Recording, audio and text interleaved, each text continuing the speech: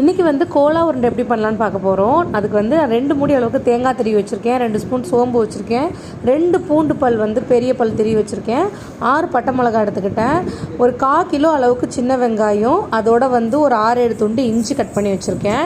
இது இல்லாமல் ஒரு 1/2 கிலோ கறியை வந்துட்டு எலும்பே இல்லாமல் சின்ன சின்ன பீஸாக வந்து கட் பண்ணி எடுத்திருக்கேன். அதை தண்ணியே ஊற்றாமல் மிக்சியில் வந்து இந்த மாதிரி நல்லா அரைச்சி எடுத்திருக்கேன்.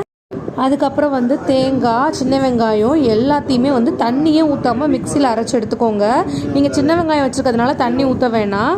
அதுக்கப்புறம் ஃபைனலாக வந்து ஒரு 100 பொட்டுக்கல்லையை வந்து தண்ணி ஊற்றாமல் பொடி பண்ணி எடுத்துக்கிட்டு அதையும் வந்து அந்த மாவோடு சேர்த்து கொட்டி நல்லா பிசைஞ்சிக்கோங்க.